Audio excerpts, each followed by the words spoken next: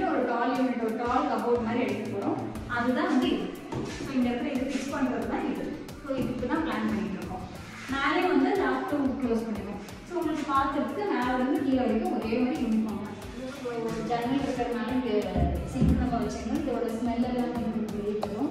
இதுக்கு கீழே நம்ம வந்து ஓப்பனிங் டபுள் டோர் ஓப்பன் பண்ணுற மாதிரி இதுக்கு நம்ம திங்ஸ்லாம் வச்சு. நிறைய பேர் என்ன நினச்சிட்டிங்கன்னா இதுதான் ஃபினிஷ்டு லுக்கு, இதுக்கு மேலே டோர் போட்டால் முடிஞ்சதுன்னு நினச்சிட்டிங்க. அப்படி கிடையாது. ஸோ இதுக்கு மேலே வந்து நம்ம தனியாக ஒரு கவுண்டர் டாப் ஸ்டோன் வந்து நம்ம போட போகிறோம். அது போட்டுட்டு ஃபுல்லாக இங்கே க்ளோஸ் பண்ணிவிட்டு மேலே அக்ரிலிக் ஷீட் ஒட்ட போகிறோம். ஸோ இப்படி பார்த்தா தான் உங்களுக்கு ஃபுல் ஃபினிஷ் தெரியும். நிறைய பேர் இது ஏன் போட்டீங்க, இந்த போர்டு வந்து வெயிட் தாங்குமா அப்படின்லாம் கேட்டிருந்தீங்க. ஆக்சுவலாக இந்த போர்டு வந்து ஃபினிஷிங் கிடையாது. இதுக்கு மேலே வந்து கவுண்டர் டாப் ஸ்டோன் வந்து போட்டோம். எந்த ஒரு கபோர்ட்ஸுமே நம்ம பண்ணல, இன்டீரியர் ஒர்க் எதுவுமே கிடையாது. இது ஃபுல்லாக ஃபினிஷ்டு தான். இந்த பக்கம் தான் நம்மளுக்கு ஃபுல்லாக பிளான் வரப்போகுது. ஃபுல்லாக கபோர்ட்ஸ் வச்சு நம்ம மறைக்க போகிறோம். ஸோ இந்த இடத்துல ஃபுல்லாக நம்மளுக்கு ஸ்டோரேஜ் ஐட்டம்ஸ். இந்த இடத்துல வந்து நமக்கு ஓவன் ஓடிஜி வந்து பிளான் பண்ணியிருக்கோம். ஸோ ஓடிஜியோட அளவு எடுத்து நம்ம ஆல்ரெடி இருக்கிற ஓடிஜி தான் வைக்க போகிறோம். இதுக்காக புதுசாக வாங்கலை. ஸோ அந்த ஓடிஜி என்ன சைஸோ அதுக்கு தகுந்த மாதிரி நம்ம பாக்ஸ் அடித்து அதுக்கு ஈக்குவலாக இருக்க மாதிரி நம்ம ஃபுல்லாக இன்டீரியர் பண்ண இடத்துல வந்து நம்ம என்ன பண்ண போகிறோம்னா மேஜிக் கார்னர் வந்து நிறைய பேர் யூஸ் பண்ணுறீங்க. ஆனால் அது வந்து அவ்வளோதான் நம்ம யூஸ் பண்ண மாட்டோம். எடுக்காத ஐட்டம் மட்டும் தான் அங்கே வைக்க போகிறோம். மேஜிக் கார்னரோட ஹைட்ராலிக் மிஷின் மட்டும் கிட்டத்தட்ட ஒரு அந்த ஹைட்ராலிக்ஸ் மட்டும் ஒரு 40,000 பக்கமாக வருது. ஸோ அதை நம்ம யூஸ் பண்ணலை, வேண்டாம். ஸோ அதனால நம்ம அந்த கார்னர் கேப் வந்து சும்மா ஓப்பனாக விடுற மாதிரி விட்டாச்சு. ஸோ இந்த இடத்துல நம்ம எதுக்கு பிளான் பண்ணியிருக்கோம்னா வீட்டில் அடிக்கடி சப்பாத்தி செய்கிறது, இப்போ அந்த அரிசியெல்லாம் ஸ்டோர் பண்ணி வைக்கிறது, அதுக்கான இடம் தான் இது. ஸோ இந்த இடத்துல பார்த்தீங்கன்னா ஃபுல்லாக புல் அவுட் மாதிரி வெளியே வந்துடும். எடுக்கும்போது 2 கண்டெய்னர் ஒட்டி இருக்கும்.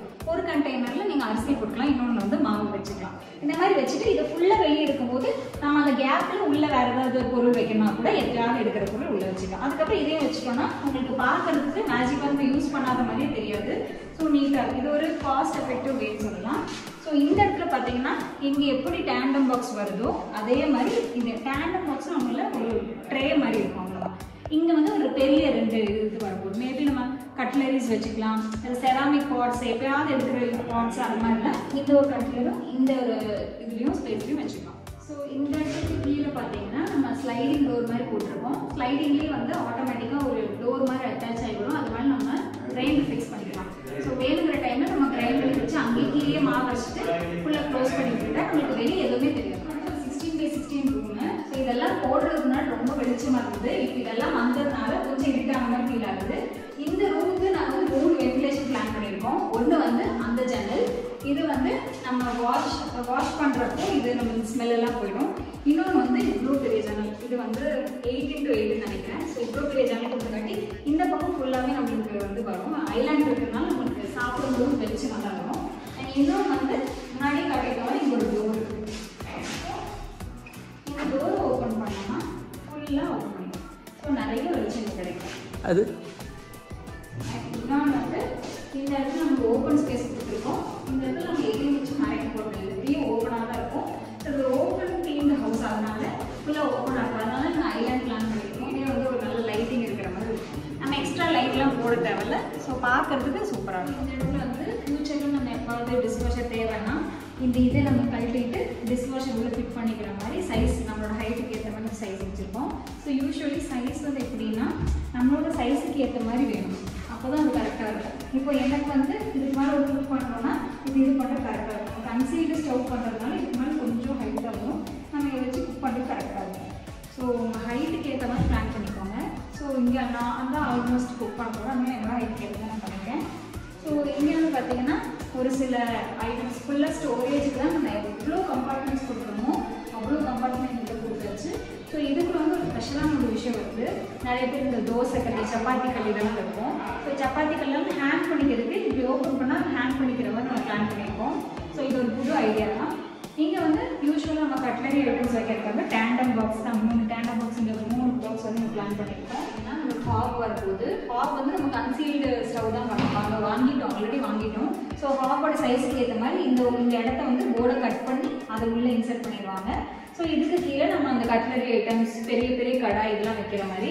ஸோ ஹாபுக்கு ஏற்ற சைஸில் நம்ம மேலே வந்து சிம்னி இங்கே ஃபிக்ஸ் பண்ண போகிறோம். சிம்னி நம்ம ஆல்ரெடி வாங்கியாச்சு. ஸோ இன்னொரு டிப் என்னென்னா உங்களோட அடுப்பு வந்து 90 சென்டிமீட்டர், நாங்கள் 90 சென்டிமீட்டர் தான் எடுத்துருக்கோம். ஸோ அப்படி பார்க்கும்போது உங்களோட சிம்னி வந்து ஸ்ட்ரெயிட் இதோட எவ்வளோ லென்த் இருக்கோ அதோட லென்த்துக்கே சிம்னி இருக்கணும். அப்போ தான் அந்த ஏர் எவ்வளோ ஹீட்டாக போச்சுனாலும் அதை அப்சர்வ் பண்ணிக்கும். ஸோ சிம்னிக்கு வந்து நம்ம இங்கே ஹோல் கொடுக்கல, நாங்கள் ஒரு மிஸ்டேக் பண்ணிட்டோம். இதை நீங்கள் நோட் பண்ணிக்கோங்க. சிம்னிக்கு இந்த இடத்துல ஒரு ஹோல் வந்துருக்கணும், ஆனால் அந்த ஹோல் நாங்கள் அந்த இடத்துல கொடுத்துட்டோம்.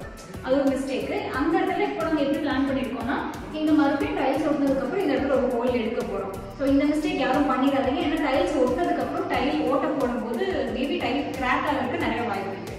ஸோ இந்த இடத்துல வந்து நாங்கள் ஹோலை ஃபிக்ஸ் பண்ணலை. இந்த இடத்துல நாங்கள் ஒரு எக்ஸாஸ்ட் ஃபேன் வாங்கி மாட்டிக்கலாம் அப்படின்னு சொல்லிட்டு இப்போதைக்கு ஒரு பிளான் இருக்கும். ஸோ இந்த இடம் அவ்வளோதான். ஸோ அண்ட் இன்னொரு விஷயம் என்னென்னா, எவ்வளோக்கு எவ்வளோ நீங்கள் வந்து இந்த மாதிரி பாக்ஸ் எல்லாம் இந்த இது கொடுக்குறீங்களோ, ப்ரொவிஷன்ஸ் கொடுக்குறீங்களோ ரொம்ப நல்லது.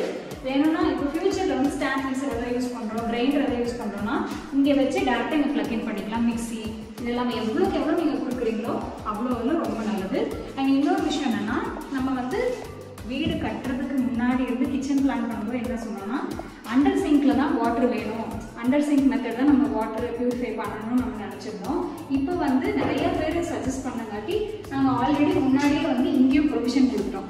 ஸோ ஃப்யூச்சரில் நம்ம மாட்டிட்டு முழிக்கக்கூடாது அப்படிங்கிறதுக்காக இந்த இடத்துல பைப் கனெக்ஷன், இந்த இடத்துல வந்து வாட்டர் ப்யூரிஃபை பண்ண கனெக்ஷன் நம்ம முன்னாடியே கொடுக்குறோம். ஸோ இப்போ நினச்சா கூட நாங்கள் ஃப்யூச்சரில் இந்த இடத்துல ஒரு செவத்தில் ஒரு சைடு வந்து இங்கேயும் ஒரு ப்ரொவிஷன் கொடுத்துருக்கோம். இங்கேயும் மாட்டிக்கலாம், இங்கேயும் பண்ணிக்கலாம். இந்த மாதிரி 2 ப்ரொவிஷன் கொடுத்துருக்கோம். ஸோ வீடு கட்டுறவங்க எல்லாத்துக்குமே இது ஒரு நல்ல டிப்பாக இருக்குன்னு நினைக்கிறோம்.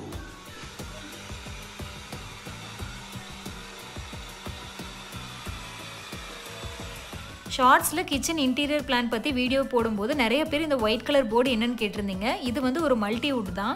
இந்த board waterproof, termite proof, bacteria and fungus proof, lifetime வாரண்டியோடு வருது.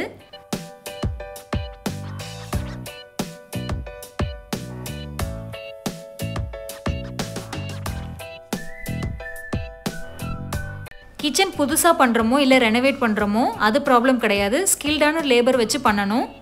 ஏன்னா லைஃப் டைமில் ஒன்ஸ் தான் நம்ம வீடு கட்ட போகிறோம். அது கொஞ்சம் குவாலிட்டியாக பண்ணிட்டா கொஞ்சம் நல்லாயிருக்கும். பட்ஜெட் வைஸ் இதெல்லாம் பார்க்காம நம்ம பண்ணிட்டா நம்மளுக்கு இன்னும் கொஞ்சம் யூஸ் பண்ணுறதுக்கு ஆக்சசபிளாக இருக்கும். கிச்சனோட இன்டீரியர் ஒர்க் ஃபுல்லாகவே இந்த 2 அண்ணா மட்டும்தான் செஞ்சு கொடுக்குறாங்க. கிச்சனோட இன்டீரியர் ஒர்க்ஸ் நாங்கள் ஸ்டார்ட் பண்ணியே கிட்டத்தட்ட ஒரு 3-4 நாள் தான் இருக்கும். அதுக்குள்ளேயே இந்த கம்பார்ட்மெண்ட்ஸ் அடிக்கிறதெல்லாம் பர்ஃபெக்டாக ஆல்ரெடி பண்ணி முடிச்சிட்டோம்.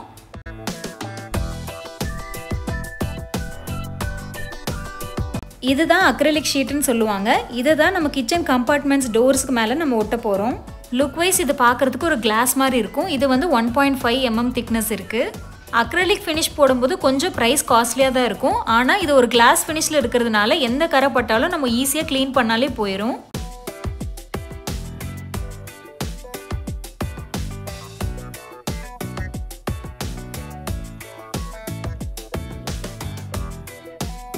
கிச்சனில் ஹாப் இல்லாமல் ஐலாண்டில் இன்பில்ட்டாக நம்ம இண்டக்ஷன் ஸ்டவ்வும் பிளான் பண்ணியிருக்கோம். ஐலாண்டுங்கிறப்போ ஸ்டைலுக்கு மட்டும் இல்லாமல் நம்ம கிச்சனை எப்படி ஆக்சஸ் பண்ணுறோம் அப்படிங்கிற மாதிரியும் யூஸ் பண்ணிக்கலாம். இப்போ பாருங்கள், ஸ்க்ரீனில் 3 பேர் இருக்கிறாங்க. இருந்தாலும் சுற்றி நடந்து ஒரு டேபிளில் என்ன ஆக்சஸ் பண்ணுற மாதிரி இருக்கும். ஸோ நம்ம காய்கறி கட் பண்ணுறோம், அந்த மாதிரி வெசல்ஸ்லாம் எடுத்து வைக்கும்போது கூட நமக்கு ஈஸியாக இருக்கும். இண்டக்ஷன் ஸ்டவ் வந்து ஆல்ரெடி நாங்கள் வாங்கி கொடுத்துட்டோம். இது வாங்குறதுனால என்ன யூஸ்னா, இதோட சைஸுக்கு ஏற்ற மாதிரி கரெக்டாக இந்த போர்டை கட் பண்ணி இதுக்குள்ளே இந்த ஸ்டவ்வை வந்து ஃபிக்ஸ் பண்ணிடுவாங்க. இண்டக்ஷன் ஸ்டவ்வு நிறைய பேர் சிங்க்கு கூட கன்சீல்டாக வைப்பாங்க. கன்சீல்டுனா வேறு ஒன்றும் இல்லை, முன்னாடியே சொன்ன மாதிரி டேபிள் டாப்பில் இந்த போர்டு இருக்கு இல்லையா, இதை கட் பண்ணி உள்ளே ப்ளேஸ் பண்ணுறதா நம்ம கன்சீல்டுன்னு சொல்லுவோம். டேபிள் டாப்பில் வைக்கிறதுக்கும் கன்சீல் பண்ணி ஸ்டவ்வை உள்ளே இறக்கிறதுக்கும் என்ன டிஃப்ரென்ஸ்னால், கன்சீல்டு ஸ்டவ்வாக நம்ம வைக்கிறோன்னா இதோட சைஸ் மெஷர்மெண்ட்ஸ் எல்லாமே கேட்பாங்க. அதனால இண்டக்ஷன் ஸ்டவ்வை நம்ம முன்கூட்டியே வாங்கி தர மாதிரி இருக்கும்.